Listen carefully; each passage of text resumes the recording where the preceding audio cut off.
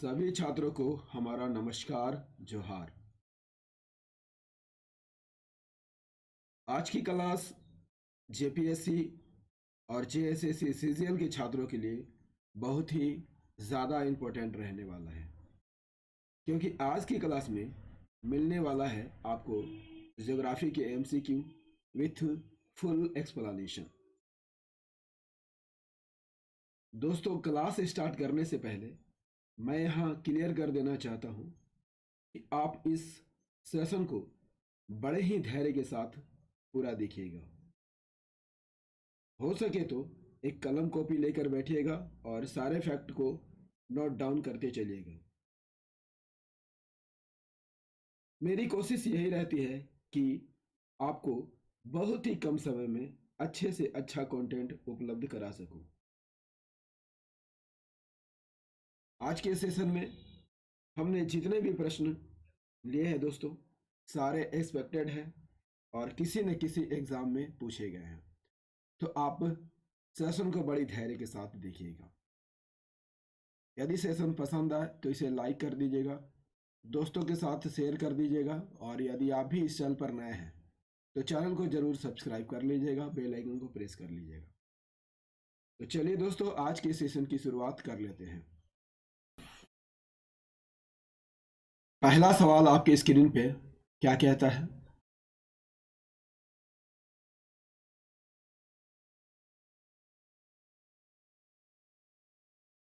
कहता है कि भारत की स्थलीय सीमा 15,200 किलोमीटर है, जो सबसे ज़्यादा किस देश की सीमा से लगती है? आपके ऑप्शन हैं बांग्लादेश, पाकिस्तान, चीन या नेपाल।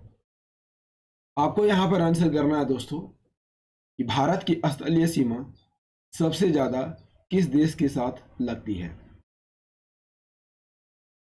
किस देश के साथ लगती है? सही आंसर हो जाएगा option A is the correct answer. Bangladesh के साथ लगती है।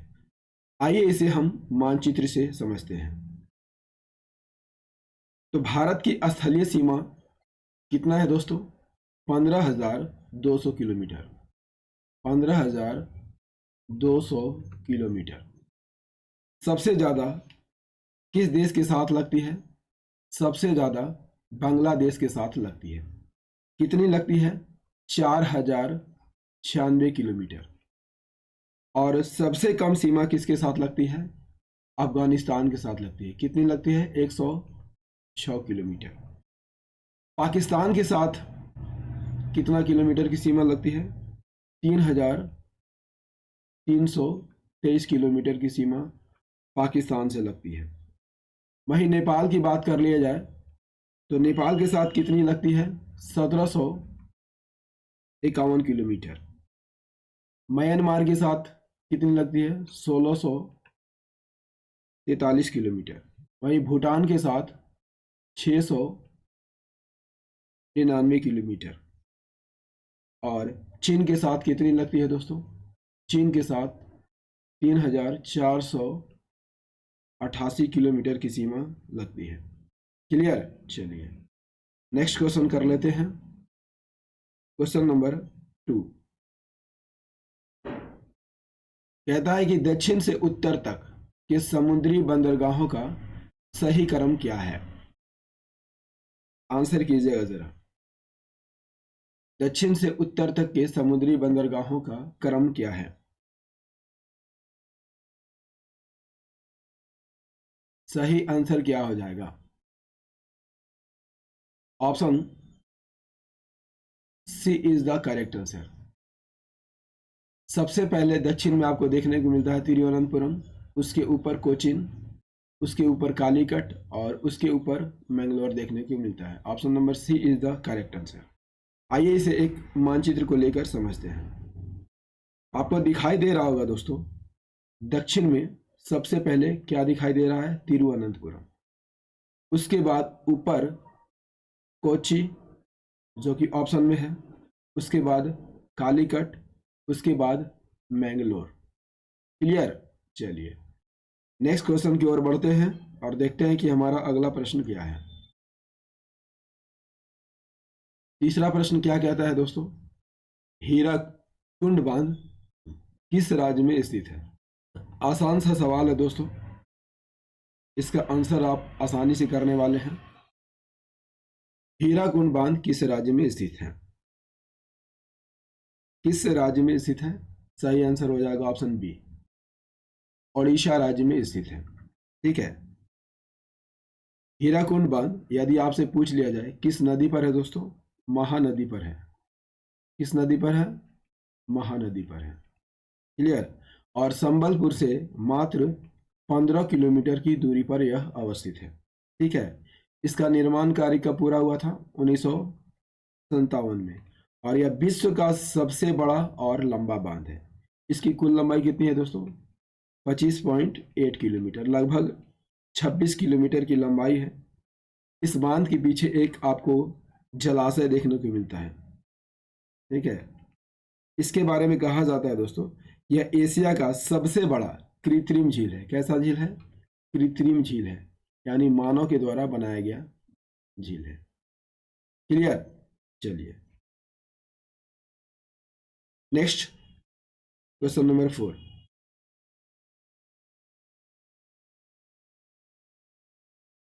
कहता है कि एशिया की सबसे बड़ी खारे पानी की झील किस राज्य में स्थित है? एशिया की सबसे बड़ी खारे पानी की झील किस राज्य में स्थित है? सही आंसर हो जाएगा ऑप्शन डी, ओडिशा में स्थित है। कहाँ स्थित है?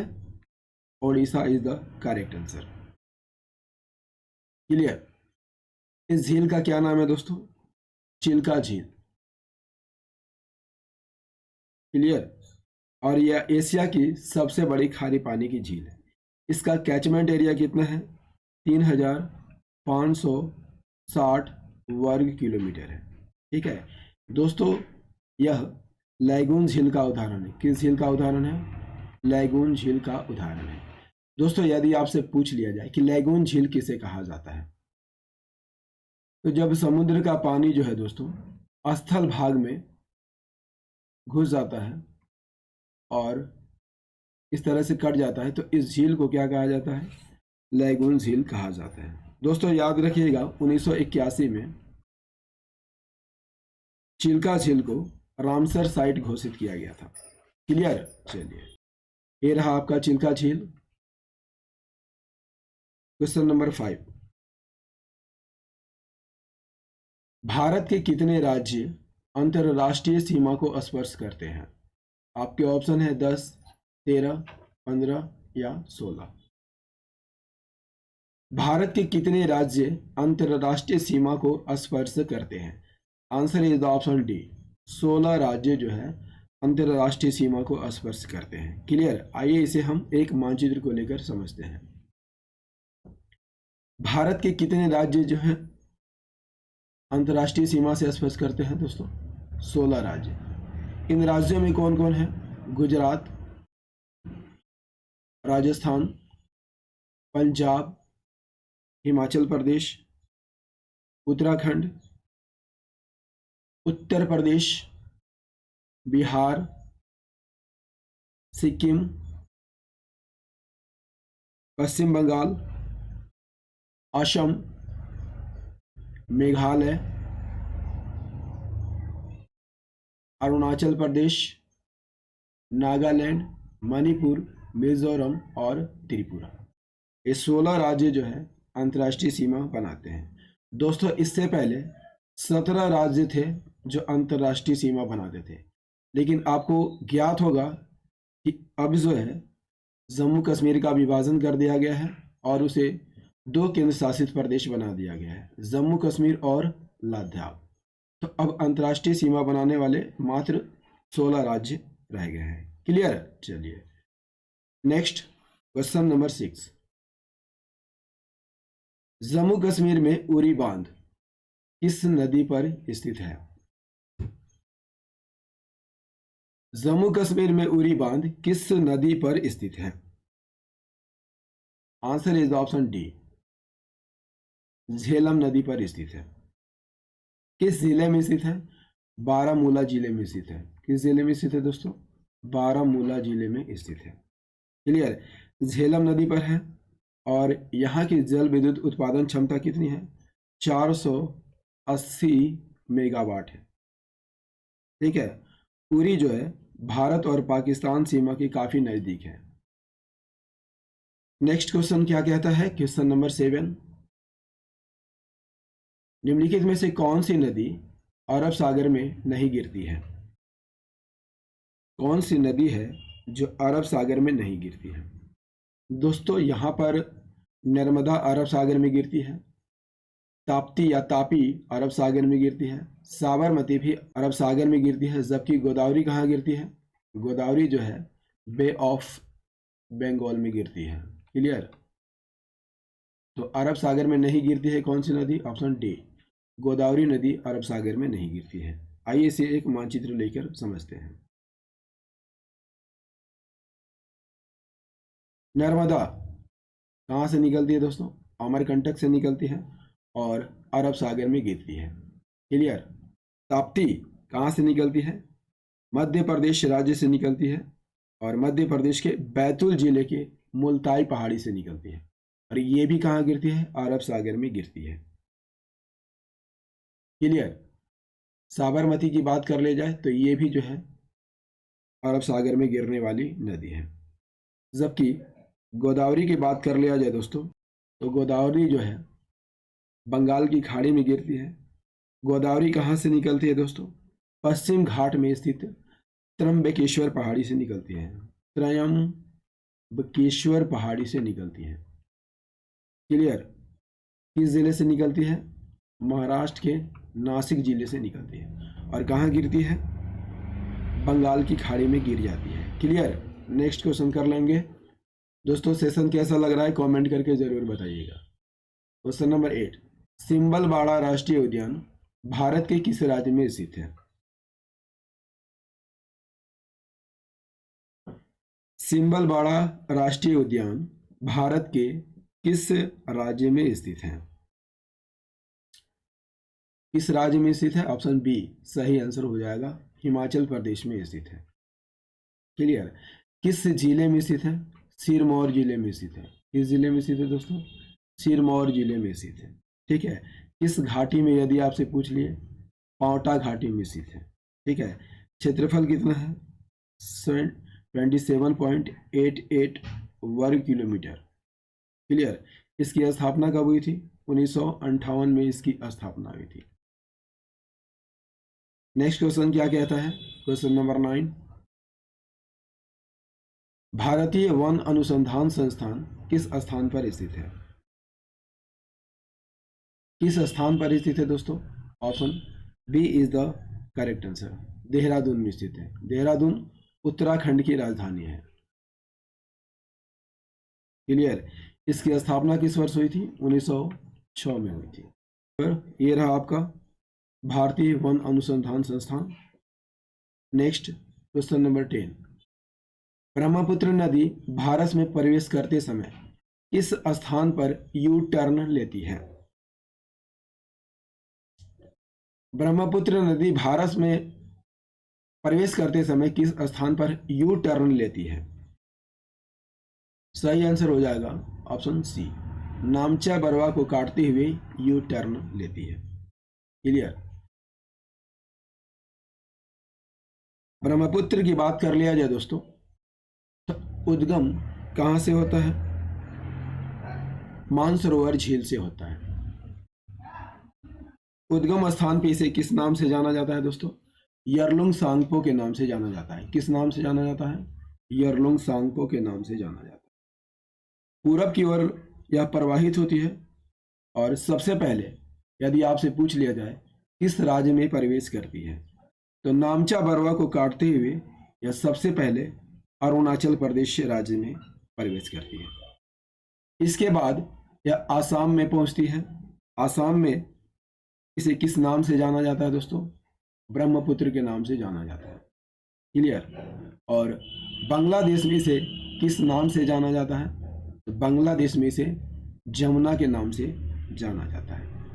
दोस्तों याद रखिएगा, गंगा नदी की एक धारा भागीरथी है और दूसरी धारा हुगली कहलाती है। भागीरथी जब बांग्लादेश में प्रवेश करती है तो इसे किस नाम से जाना जाता है? पद्मा के नाम से जाना जाता है। जब पद्मा और जमुना मिल जाती हैं तो इसे हम किस नाम से जानते हैं? मेघना के नाम से जाना जाते हैं। और संयुक्त धारा कहाँ पर गिर जाती है? बंगाल की खाड़ी में गिर जाती है। ब्रह्मपुत्र की सहायक नदियों में कौन कौन है दोस्तों? दिहांग, दिबांग, लोहित, सुबनसिरी, कामेंग, धनसिरी, ये सभी जो है ब्रह्मपुत्र की सहायक नदियां हैं। क्लियर? चलिए नेक्स्ट क्वेश्चन कर लेते हैं। डंकन दर्रा निम्न में से किन स्थानों को अलग करता है? किसे अलग करता है दोस्तों? Option A is the correct answer. Rutland द्वीप और लिटिल अंडमान को अलग करता है। आइए इसे मानचित्र से समझते हैं। डंकन पैसेज आपको दिखाई दे रहा होगा दोस्तों। किसे अलग करता है? रुटलैंड आइलैंड और लिटिल अंडमान को अलग करता है।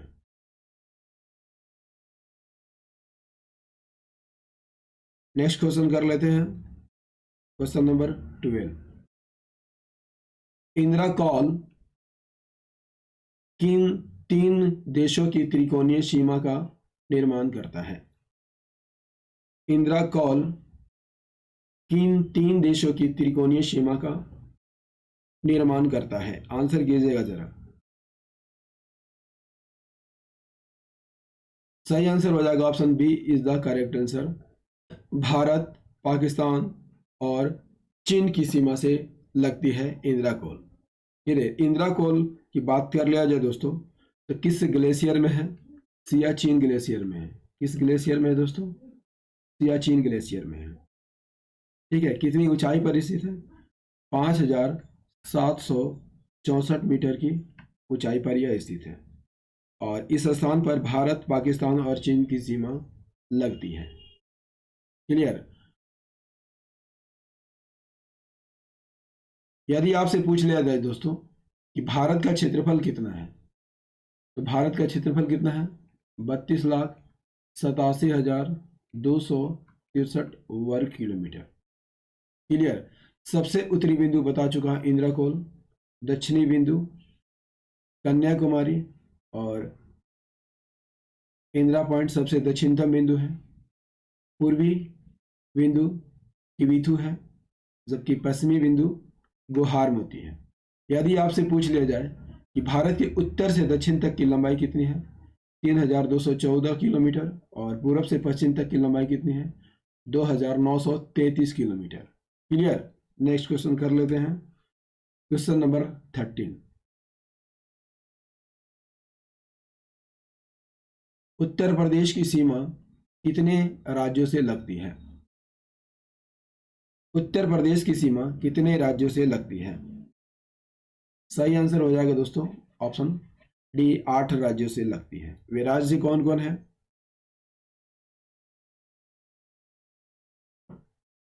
उत्तर प्रदेश से लगने वाले राज्य कौन कौन है दोस्तों?